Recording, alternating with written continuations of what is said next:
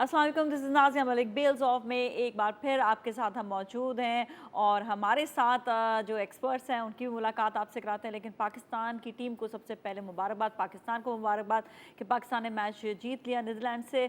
और इसके हवाले से बात करने के लिए हमारे साथ एक्सपर्ट्स हैं, उनकी मुलाकात भी करवाती हूँ आपसे। हमारे साथ शोएब मोहम्मद साहब। अस्सलाम वालेकुम जी, कैसे आप? ठीक ठाक हैं? मुबारक हो, मुबारक हो। आपको भी, आपको भी। और आज आप और आसिफ खान साहब जो हैं वो मैचिंग हो गई है दोनों के आउटफिट का, शर्ट्स की।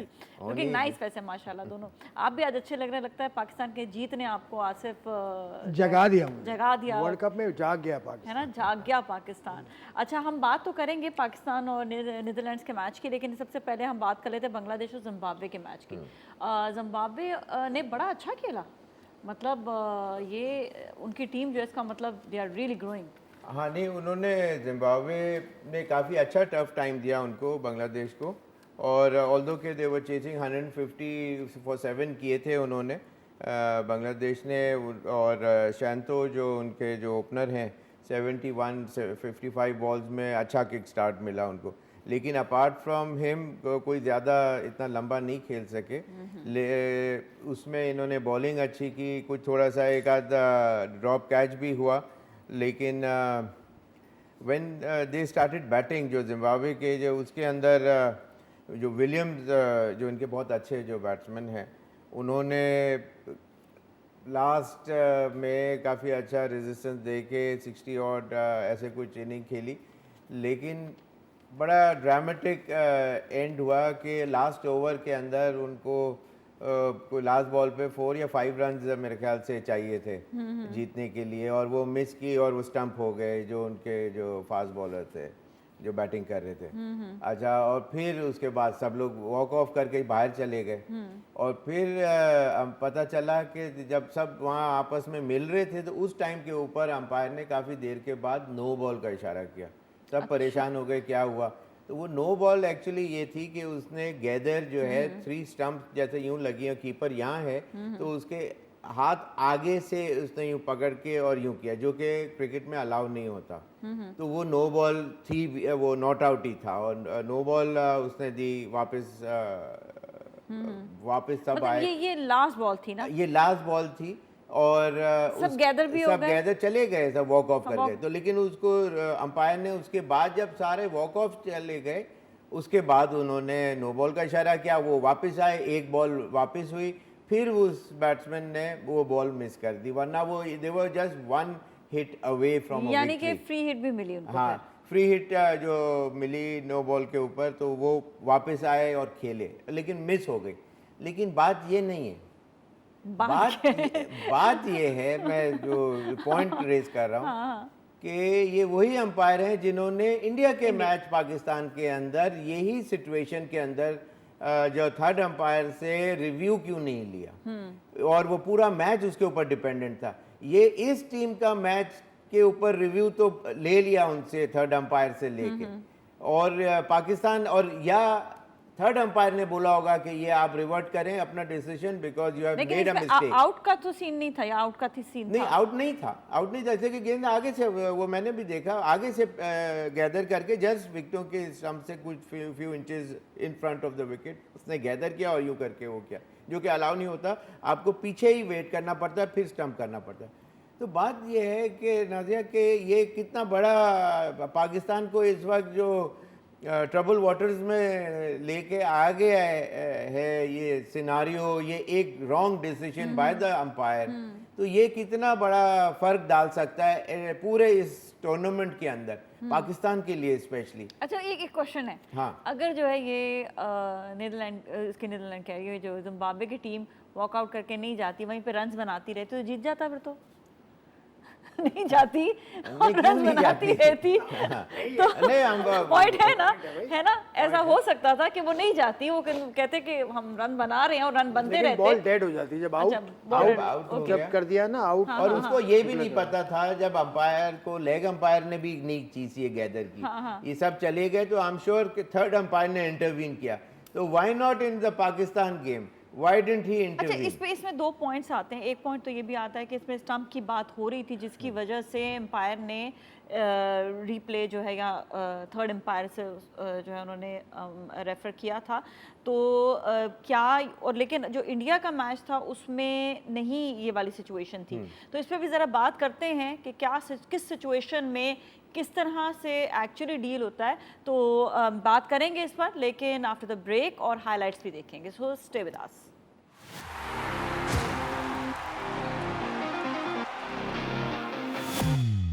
और जी वेलकम बैक बेल्स ऑफ में। और अब हम आसिफ की तरफ आएंगे और सेम वही वाली जो बात जिस वक्त चल रही है कि बांग्लादेश और जिम्बाब्वे के मैच के लास्ट बॉल में क्या हुआ था, क्या सिचुएशन थी, तो आपकी क्या राय है इसमें आसिफ? देखिए, शुएब भाई ने जो पॉइंट उठाया वो पहले मैच का है, पाकिस्तान इंडिया के मैच। उसमें रूल ये कहता है कि अगर आउट हो तो उस वक्त फिर थर्ड अंपायर को फील्ड अंपायर दे सकता है, या थर्ड अंपायर अपना फैसला उस वक्त ले सकता है। उस सूरत में विराट कोहली ने छक्का मार दिया था तो वो आउट नहीं हुआ था, कोई डिसीजन मेकिंग नहीं थी, इसलिए वो थर्ड अंपायर को नहीं जाना था और इसलिए वो गया भी नहीं। और it happened in the middle of before the end of the game, तो उस वक्त तो सबके सब अंदर ही थे, तो इसलिए भी ऐसा नहीं हुआ। यहाँ पर हुआ था आउट। आउट होने की सूरत में आप थर्ड अंपायर को रेफर कर सकते हैं या थर्ड अंपायर खुद उसको देख सकता है, क्योंकि हर आउट के बाद थर्ड अंपायर पहली चीज चेक करता है नो बॉल का। उसको कहा तो नहीं होता किसी ने, लेकिन सबसे पहले नो बॉल चेक होती है, उसके बाद फिर बाकी प्रोसीजर्स होते हैं। तो जब आउट होता है तभी थर्ड अंपायर एक्टिव होता है। लेकिन बात ये है नाज़िया कि एक पूरा मैच का डिसीजन रॉन्ग डिसीजन की वजह से अफेक्ट कर रहा है। अफेक्ट तो बिल्कुल। और अगर चलो अफेक्ट नहीं भी कर रहा, लेकिन if the third umpire thinks, इसलिए कि वो भी बार बार देख रहा होगा कि ये नो बॉल है कि नहीं है, कहीं ये रॉन्ग डिसीजन तो नहीं है, इसलिए कि अक्सर ये फ्रैक्शन ऑफ इंचेस का फ़र्क होता है बाज़ दफ़ा कि वो ज़्यादा क्लोजली एंड वेरियस एंगल से वो देख सकता है जो थर्ड अंपायर है। That opportunity is not given thrown to the umpire basically. तो वो तो एक नेकेड आई से देख रहा है और वो पता चला out of the blue, in a flash खत्म हो गई, वो बॉल हो गई। तो अब वो सिर्फ मेमोरी में है कि ये बॉल यहाँ थी और वहाँ थी, कि यहाँ थी या यहाँ थी, क्या उसमें 1 इंच का वो नहीं रजिस्टर कर सकता। तो करेक्ट डिसीजन ये होता कि and the third umpire can always come in between. It's not that कि वो नहीं आ सकता। जब वो देख रहा है कि ये चीज़ गलत हो रही है, अगर वो उसने रेफर नहीं भी किया तो भी वो थर्ड अंपायर है। मैच को एक यूनिफॉर्म तरीके से उसने लेके चलना है। तो इसलिए मेरा अंदाज़ा है कि ये चीज़ होती तो for the betterment of the game होती। ठीक है, अच्छा हाइलाइट्स देखें। मैं आशा आपकी तरफ आऊँगी या पहले आप कमेंट देना चाह रहे हैं? मैं ये कह रहा हूँ शुएब भाई से मैं रिस्पेक्टफुली डिसएग्री करूँगा, क्योंकि विद इन द रूल्स ये बात नहीं है। क्योंकि देखें, होता ये है कि एज लगा और कैच हो गया, लेकिन किसी ने अपील नहीं की। ऐसा होता है, ऐसा हुआ है ना। लेकिन अंपायर ने क्रीज के ऊपर भी तो वो बाहर खड़ा था, he was not behind the crease. You have to agree with me here because I have seen it many a times. Crease के ऊपर कोहली का पांव था, तो इसका मतलब वो जो बॉल उसने नो बॉल दी वो होनी ही नहीं चाहिए थी, इसलिए कि वो पॉपिंग क्रीज के बिहाइंड बिल्कुल भी नहीं था। नहीं, वो ठीक है, बॉल जो है वो नीचे डिक्लाइन कर रही है। दो तरीके से उन्होंने गलती की, ये मेरा कहने का बात से मैं डिसएग्री नहीं कर रहा, लेकिन थर्ड अंपायर को जाने का रूल है, एक रूल है। जब तक फील्ड अंपायर नहीं भेजेगा, जब तक नहीं जाएगा। जिस तरह होता है कॉर्ड बिहाइंड हो गया की कोई बात है। नहीं, तो आज कैसे हुआ? आज तो अंपायर ने आउट दे दिया और चले गए। एक सेकंड आउट हुआ था। नहीं, आउट हुआ था, लेकिन सब चले गए थे। इसका मतलब जो विद इन द अंपायर जो खड़े हैं दोनों अंपायर। एक सेकंड आसिफ भाई मैं बताता हूँ आपको। बात यह है कि दोनों अंपायर वहीं खड़े थे, उन्होंने आउट दे दिया, वो पूरी टीमें चले गई, आपस में मिल रही हैं, शेक हैंड्स हो रहे हैं, और फिर उसके बाद आउट ऑफ द ब्लू उसने निकाला। वो कैसे हुआ? जब भी तो उसी वक्त होना चाहिए। जब भी आउट होता है थर्ड अंपायर की ये ड्यूटी है कि वो चेक करे। आज भी आपने देखा नेदरलैंड्स का प्लेयर आउट होकर जा रहा था तो वो रुका, क्योंकि उसको कैच चेक करना था या कॉट बिहाइंड चेक कर लेकिन रहा था उसने ये नहीं या मांगा नो था। बॉल चेक उसने करनी थी। मांगा नहीं नहीं था। मांगा वहाँ पे किसी कितनी चली मांगे थी? कोई या ना जो मांगे, मेरा ये भी पॉइंट सवाल जो है। है इट मेरा इज द पॉइंट ड्यूटी है of the third umpire to check. Sir की भी मेरा बात पॉइंट बिल्कुल है कि नहीं। उसने मांगा नहीं था, सर ने उसने किसी और खुद से की- दिया। actually उसने सर क्यों का दिया? मौका इसलिए कि कुछ उसने और तो है। नहीं मांगा था कि ये वो स्टंप कह आउट रहे है हैं कि कि नहीं। जब चले उसने मांगा गए ही नहीं उसके था। बाद फिर क्यों ये हर सिचुएशन हर आउट होने के बाद इट इज द मांगा- ड्यूटी मांगता ऑफ है द ना। Third umpire. मांगा नहीं था, यही तो मैं बार-बार आपको इसलिए हो गया समझा रहा क्योंकि हूँ। वो चेक कर रहे थे बार बार, पर इतना सिंपल टीम डिसीजन को भी नहीं था। जाना चाहिए था ना, इवन जिम्बाब्वे के प्लेयर्स को नहीं सब जाना चले चाहिए गए था। थे। वो उनकी सब ये गलती समझ है। रहे थे कि आउट है, वो तो रन लेकिन बनाते आउट नहीं रहे। था। आउट था कि नहीं था, आउट था या नहीं था। अंपायर ने मांगा नहीं कि यार ये देखो कि आउट है कि नहीं, इसलिए कि सब लोग चले गए, आउट हो गए। फिर इसका मतलब ही यही है, जब चले गए तो थर्ड अंपायर ने इंटरवीन किया बीच में कि आपने नहीं मांगा है, लेकिन ये गलत डिसीजन है, इसलिए I have to revert it back. That's what I am saying. Third umpire उस वक्त आता है जब कोई आउट की सिचुएशन हो। आउट की तो ये situation आउट में की सिचुएशन third भी umpire सीरियस है, तो स्टंप था ना। आउट तो था, लेकिन ये कि सब चले गए थे ना, तो इसने मांगा तो नहीं कि प्लीज चेक नो बॉल। नहीं, वो कुछ और बात है, हाँ, वो automatically वो ड्यूटी ऑफ द कहते थर्ड हैं, अंपायर टू चेक। लेकिन स्टंपिंग के ऊपर इशू किसी ने रेज नहीं किया था, थर्ड अंपायर ने बोला ना सिर्फ नो बॉल चेक करनी थी। इस केस में ठीक सिर्फ है। नो बॉल चेक होनी थी कि भाई नो बॉल है तो फिर जाहिर सी बात है कि नॉट आउट है, स्टंपिंग नो बॉल चेक हो गई। लेकिन फिर नेक्स्ट स्टेप पे गए क्यों? इसे कि वो तो मांगा ही नहीं था। उसने थर्ड अंपायर ने बोला कि जी ये चीज हो अच्छा, गई। ये मेरा एक पॉइंट। सिचुएशन ये है कि जिम्बाब्वे के प्लेयर्स जो हैं वो चले क्यों गए, उनको और अगर बताना ऐसा चाहिए नहीं था। होता तो वो कभी ये डिसीजन रिवर्ट वापस लेते ही नहीं, अगर थर्ड अंपायर नहीं बोलता। चलिए ऐसा करते हैं, हाइलाइट्स भी जरा चेक हाँ हाँ करते हैं। जरूर, ठीक है, बिल्कुल, okay. why not? Barney can't bowl any width. Instead, Duss makes a bit of width and he threads it through. Important runs here. Off the side. Up in the air, gone. This game, balls that should have been stopped isn't. There's a man settling in underneath it. And take From 48 and looking to go big over the leg side, and big it is in leg side, and that is helped away behind square. That is a fantastic shot. Get smashed out the ground. Oh, straight up, timely this. There's the wicket. Slower this time and hit high in the air. It's Evans again going back over his shoulder, and he can't get there. Yorker steers in a Yorker and picks up the wicket at short third man. That's a good bit of bowling. Very. It's full, driven. Oh, down another one goes. Would you believe it? Zimbabwe's fielding has really must be close, yeah. width and punished.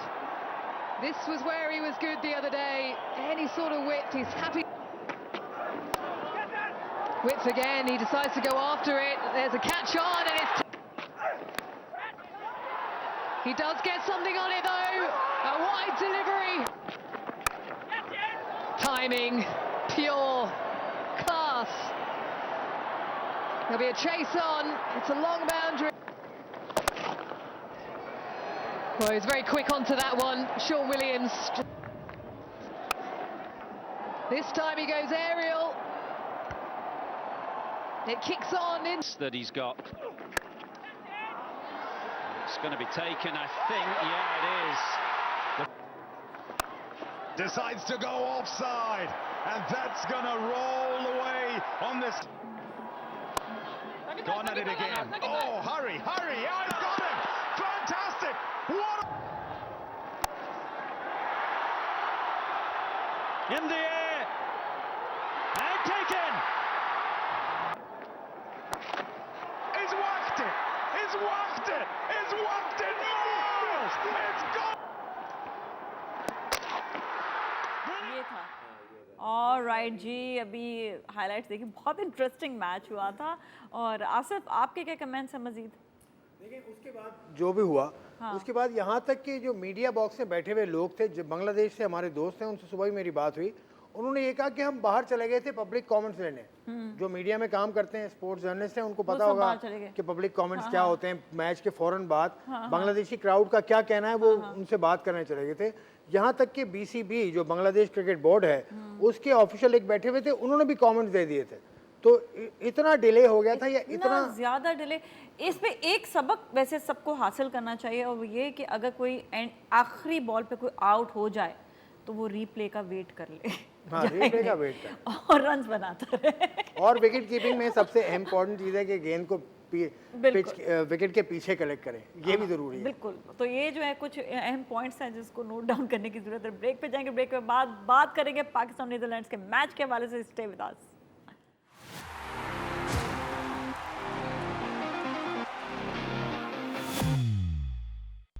Alright जी, welcome back bails off में। अब हम बात करेंगे Pakistan Netherlands के match के हवाले से। शोएब साहब, आज के मैच के हवाले से क्या कहेंगे?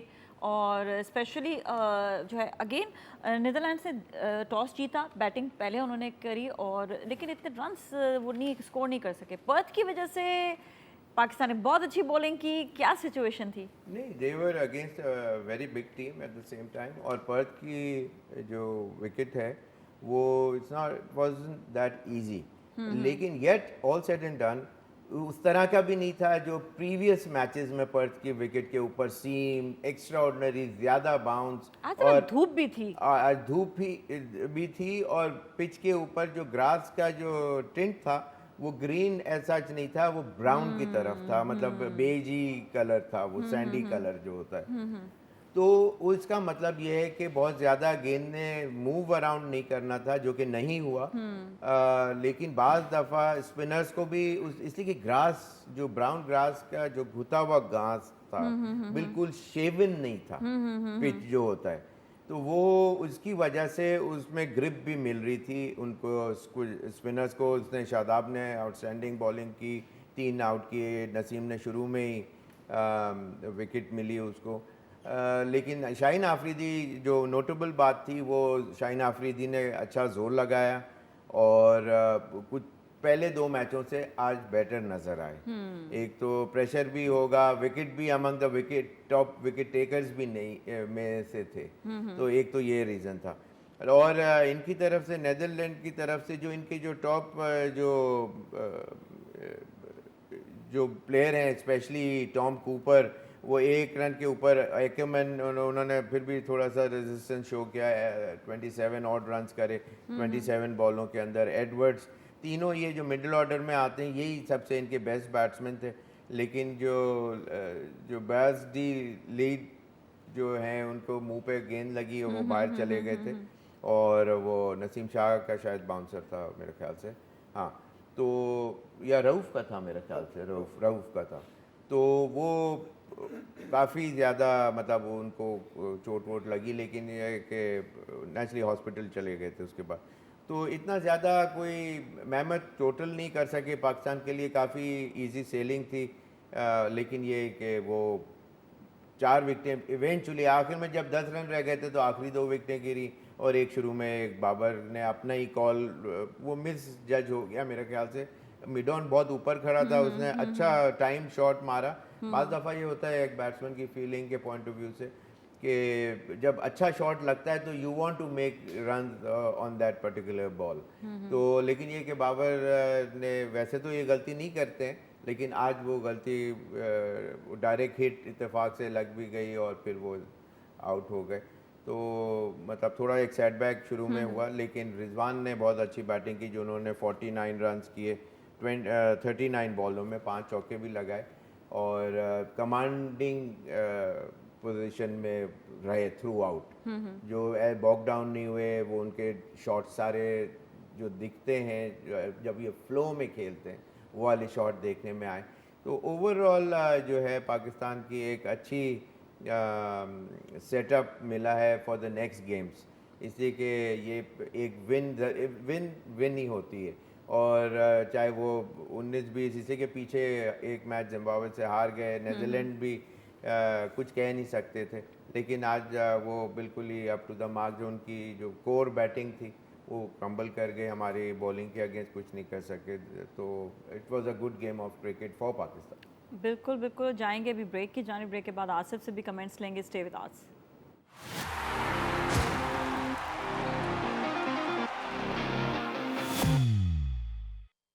और और जी वेलकम बैक एक बार फिर। और पाकिस्तान और नीदरलैंड्स के हवाले से आज के मैच की बात हो रही है।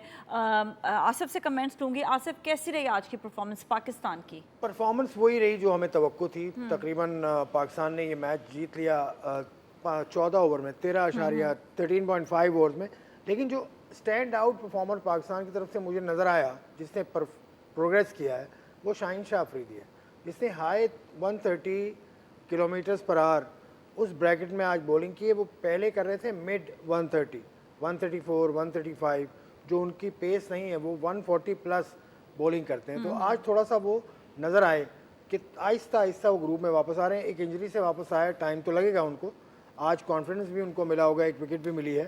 दूसरा फ़खर जमान आए थे आज, जैसा फ़खर खेलते हैं वैसे ही खेल रहे थे वो। फ़खर भी थोड़े से रस्टी हैं, लेकिन चलें आज फ़खर भी वापस आ गए तो आपका बैटिंग में भी मेंस एक प्लेयर वापस आया है। और ओवरऑल पाकिस्तान ने अच्छा खेला। Babar Azam was unlucky, Shan Masood got out, ठीक है कोई बात नहीं, 12 रन उन्होंने किए, लेकिन ओवरऑल पाकिस्तान ने अच्छी जीत हासिल की है जो रन रेट को भी इनकी बढ़ाने में मदद मिली है। Okay sir, batting point of view से क्या टेक्निकल चीज़ें आपको इस दफ़ा थोड़ा चेंज लगा और किसकी परफॉर्मेंस आपको जो है लगी कि सेम वही? देखिए, टॉप ऑर्डर से क्लिक करना बहुत ज़रूरी होता है और जिस तरह रिजवान ने जो बैटिंग की तो वो कमेंडेबल थी, इसलिए कि शुरू में उनके सामने बाबर रन आउट हो गए थे। फ़खर ने आज उनका पहला मैच था वर्ल्ड कप का, तो रिजवान के ऊपर रिस्पॉन्सिबिलिटी बहुत बढ़ गई थी। लेकिन फ़खर ने आते के साथ ही जो शॉट्स खेलने की कोशिश की, समटाइम्स ही वाज लकी और जहाँ शॉट मारते थे वहाँ जा रही थी, लेकिन बहुत सी दफ़ा ऐसे जहाँ शॉट मारने की कोशिश की वो trying to hit those ball, लेकिन ये कि या तो वो हाथ में जा रही थी या वो मिस टाइम कर रहे थे या इधर मारा तो इधर चली गई, इस किस्म से। तो नेचुरली मुश्किलात डिफ़िकल्टी होंगी। पहला मैच था, एक इंजरी से वापस आए हैं और ये तमाम चीज़ें, लेकिन फिर शान और रिजवान अच्छा खेल रहे थे। लेकिन ये कि जस्ट लास्ट जब 10-12 रन रहते थे तो दोनों आउट हो गए और फिर इफ्तिखार और शादाब ने आके खैर वो पूरे रन्स करे। लेकिन जो है ये 14 ऑलमोस्ट टचिंग 14, एक बॉल कम थी उसमें 95 रन्स हुए। तो इसका मतलब ये कि they could have push the run rate को बेटर और करने के लिए, इसलिए कि 14 ही ओवर, 12 ही ओवर में तो आम विकेटों के ऊपर होते हैं, 12-13 ओवर में 100 रन एक टीम कंप्लीट करती है। तो लेकिन मेरा अंदाज़ा है कि इन्होंने बहुत कोई एक्स्ट्रा, कहीं एफर्ट एक्स्ट्रा नहीं देखने में आया कि कम ओवर्स में हमें ये टारगेट अचीव करना है। इसी के probably they wanted to get a win rather than getting themselves out. कि पता चला 7 आउट हो गए और उसके अंदर तो फिर डाइसी सिचुएशन। तो I think that was the right decision, इसलिए कि अब तीनों जो मैचेस जो हैं वो जीतने थे और उसके अंदर आज एक मैच हो गया और जो पाकिस्तान के हाथ में कंट्रोलेबल है वो एटलीस्ट वो they are trying to achieve. अभी मेरे ख्याल रन रेट के ऊपर ज़्यादा एम्फेसिस अभी इस मैच में नहीं है, अब आगे अगर शायद इसके बाद देखेंगे। ये बस ये कि इनको अपनी अगेन आप यही कहेंगे, क्या कहेंगे स्पेशली बैटिंग के हवाले से कि अब बैटिंग में क्या इनको जो है मजीद नहीं, बैटिंग में अब ये इन्होंने एक डिसीजन लिया है कि जो मैं कल बात कर रहा था कि अगर कोई चेंजेस करने हैं तो दिस इज़ द टाइम। तो उसके अंदर फ़खर का एटलीस्ट ओपन में नहीं किया तो नहीं किया, लेकिन ये कि फ़खर को शान की जगह उन्होंने चेंज किया, जो कि राइट डिसीजन है। जी कि शान टेक्निकली बेटर साउंड बैट्समैन है, he can cope the bowling at a lower batting order 2 और वो उन्होंने आके वहाँ पहली बॉल पे आके बड़ा कमांडिंग अच्छा खेलते हुए नजर आए। लेकिन फ़खर का 3rd नंबर पे या तो ओपन या फिर 3rd नंबर पे ही बनता था, जो कि it was the right decision by the Pakistan management. ठीक है, अच्छा मैं आसिफ से पूछूं। आसिफ, मजीद आप क्या समझते हैं कि बॉलिंग लाइन जो है was all good, all fine, इस पे कुछ अभी इनको चेंजेस करने की ज़रूरत नहीं है? I think with Shaheen Afridi coming back to his groove, ये बॉलिंग कॉम्बिनेशन भी ठीक है और ये बैटिंग कॉम्बिनेशन भी बेस्ट है अभी तक मुझे लग रहा है। आज जो बैटिंग कॉम्बिनेशन बना, हैदर अली बाहर गए, आउट ऑफ फॉर्म था या उसको सही जगह पे नहीं खिला रहे थे, उसकी वजह से वो परफॉर्म नहीं कर पा रहे थे। अब फ़खर जमान आ गए, एक्सपीरियंस भी है उसके पास, फिर शान भी है स्टेबल एक मिडिल एक ऑर्डर, मजबूती नजर आती है एक फिर ना मजबूती। जब, हाँ। अब ये जो आज 11 बना है, this is I think the best combination. चलें, सही है, देखते हैं अब आगे मैचेस में क्या होगा और मज़ीद मैचेस के वाले से बात भी होती रहेगी। Thank you so much for being here, बहुत मज़ा आता है आप लोग के साथ, बहुत सी आप लोग जो है इंपॉर्टेंट बातें बता रहे होते हैं, टेक्निकल बातें बता रहे होते हैं। इसके साथ ही नाज़िया मलिक और टीम को दीजिए इजाज़त। Keep watching TV1।